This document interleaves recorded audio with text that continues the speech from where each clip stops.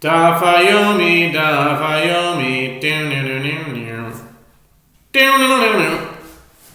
Yomi, Tractate, Shevuos, page Yud Beis, Amud Beis. We were in the middle of an idea from the previous Amud, so just say that last line. That Rabbi Yochanan explained that Rabbi Shimon holds that lambs that were consecrated for the daily offerings that remain unused at the end of the fiscal year are offered as supplementary offerings. The Gemara notes this is also taught in a Braita. What type of offerings would they bring from the surplus lambs that were consecrated for the daily offerings? And that brings us to page 12b at the top with the words Kaitz Kivinot Shuach Lemizbeach. V'yaksiv Ki chol seor v'chol devash. Tani Rav Chanina kivnot shuach la'adam. They would bring from the desert like white figs for the altar. The Gemara then asks, are white figs ever offered on the altar? But isn't it written, for any leavening or fruit honey you shall not cause to go up in smoke as a fire offering to the Lord? Leviticus 2:11. The term fruit honey includes all tree fruits.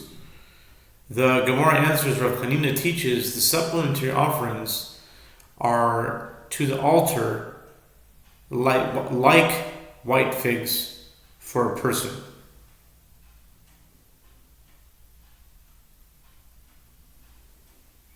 Okay.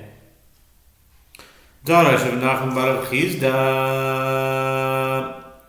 In Mekaitim Boides Bo'oif Amar Rave Ha Burcha Amar Leir Nachum Baritz Rave My Burcha Ta Ana Amirta Nihale Mishmir Rav Shimi Menarda Amrita Nihale Jamar Rav Shimi Menarda Mutarot Nidivat Tzibur Azli Ve'en Olat Of B'Tzibur. The Gemara discusses what may be used for the supplementary offerings. Rav Nachman bar Chizdas taught, one does not supplement the offerings of the altar with a burnt offering. Rava said this ruling is an absurdity, a burcha. Rav Nachman bar Yitzchak said to Rava, what is the absurdity? The ruling has a basis. I said this ruling to Rav Nachman and said it to him in the name of Shimi of Narada, as Rav Shimi Narada says, the surplus lambs that were consecrated for the daily offerings are allocated for communal gift offerings. And there is not a burnt offering that is offered by the community. V'av Shmuel Savar Lehad Rabbi Yochanan Ti'am Rav Yehuda Amar Shmuel Korbanos Tzipur Sakin Mo Shachtan Lama Shehen. The Gemara notes, and also Shmuel holds in accordance with this statement of Rabbi Yochanan, who taught that Rabbi Shimon holds that lambs consecrated for the daily offering that were not used or brought as supplementary offerings, even though they were not originally consecrated for that purpose, as Rabbi Yehuda says that Shmuel says. With regard to communal offerings, their consecration serves only to define which general category of offering they are included in, meaning whether they are a sin offering or burnt offering, but it is the purpose for which they are ultimately slaughtered with a knife that defines what their precise nature is. Tanya Nami Hachi ומאוד רבי שמעון בשעיר שאם לא קרב ברגל יקרב בראש חודש ואם לא קרב בראש חודש יקרב יום הכיפורים ואם לא קרב ביום הכיפורים יקרב ברגל ואם לא קרב ברגל זה יקרב ברגל אחר ברגל זה יקרב ברגל אחר שמתחילתו לא בא אלא לכפר על מזבח החיצון. The Gemara notes this is also taught in Braita with regard to sin offerings, and Rabbi Shimon concedes with regard to a goat consecrated to be used as part of the additional offerings on the pilgrimage festivals, that if it was not sacrificed on a pilgrimage festival, it can be sacrificed on a new moon.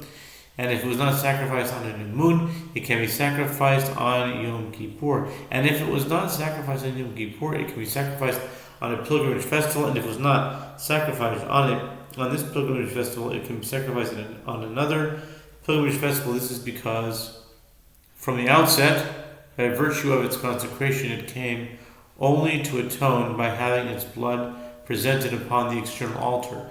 But its precise nature is defined only by the purpose for which it is ultimately slaughtered. Tana lo hukdash elecha per mizbeach hanitzon. Another brayta teaches the same thing. It is taught the sin offering was consecrated only to atone by having its blood presented upon the external altar. Yal zadon tumat migdash v'gadashav si'chanas rifnim kuli minani mili. The Mishnah teaches that for cases in which the defiling of the temple or its sacrificial foods was carried out intentionally, the goat whose blood presentation is performed inside the sanctuary on Yom Kippur, and Yom Kippur itself atoned. The Gemara asks from where these matters derived. The Tanu Rabbanan Chiper ala kodesh midumas ben eschal v'goy min al-b'shoyim elu ha-merodim v'cheinu ben melech moab peshabi v'amar az tifsha livna be'et ahi chatos elu hashkagos v'chein moimer nefesh ki secheta b'shkaga. The Gemara answers they are derived from a verse, as the sages taught in the Braita. The verse states with regard to the high priest sacrificing the internal goat of Yom Kippur, and he shall effect atonement upon the sanctuary from the impurities of the children of Israel and from their acts of rebellion for all their sins. Leviticus 16:16. The verse is referring to two categories of sin. The first category is acts of rebellion, sha'im, and these are rebellious sins. And so the verse states that King Jehoram of Israel said to King Yehoshua of Judah, "The king of Moab rebelled against me," 2 Kings 3:7. And the verse states with regard to a rebellion against Judah, then Libnah rebelled at that time. They're both similar language. One is Pasha, one is Tifsha. At that time, 2 Kings 8:22. The second category of sins, Chatot, these are unwitting sins, and so the verse states, if an individual person shall transgress unwittingly, Leviticus 4:2.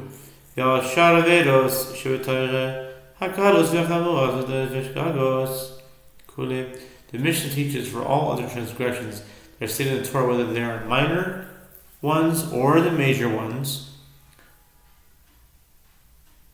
whether are intentional or unwitting, whether one became aware of them before Yom Kippur or did not become aware of them after Yom Kippur, whether they involve a positiveness or prohibition, whether the transgressors are subject to excision from the world to come or to one of the court-imposed death penalty, the scapegoat sent to Azazel atones.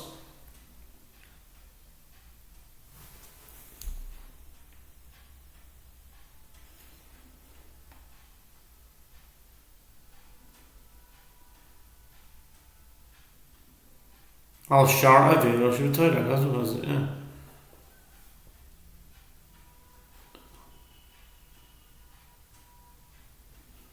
Wow. Hainu Kalois, Hainu Aseh, Velois Aseh, Chamuros, Hainu Christos, Musus Bezdin, Hoda, Hainu Mezid, Loda, Hainu Shaygik. The Gemara notes that the Mishnah appears repetitious. Minor ones are the same as standard positive mitzvah and prohibition. Major ones are the same as transgressions that are subject to court-imposed death penalties. Transgressions that one became aware of are the same as intentional transgressions, and transgressions that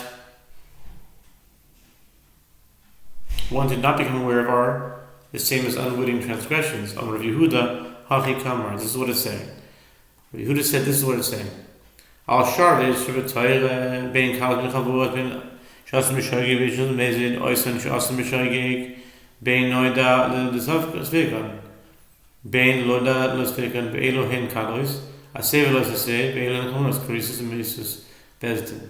Rav Yehuda said that this is what the Mishnah is saying. For all other transgressions that are stated in the Torah, whether they are the minor ones or the major ones, whether they were performed unwittingly or whether they were performed intentionally, they have their own halachot.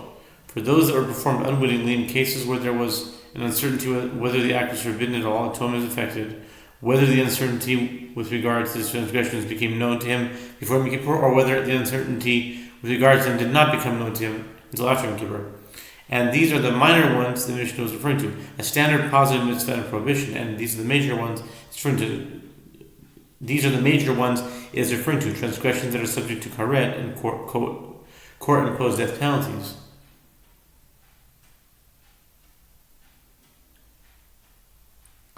Hi, I say hechidami idelo avar tshuva zerach Hashem toiva. Ida tshuva kol yoma nami detanya de avar amitzas asay tshuva lo zaz mishum at shemach. The Gemara asks, what are the circumstances of this positive mitzvah in the Mishnah? If it is a case where he did not repent, the offering cannot atone for him, as the verse states, the sacrifice of the wicked is an abomination. Proverbs 21:27. If he did repent, then why is the Mishnah referring to Yom Kippur? He will achieve atonement on any other day as well, as it is taught in Braita. If one transgressed a positive mitzvah and repented, he does not move from there until he is forgiven. Rav Zera said,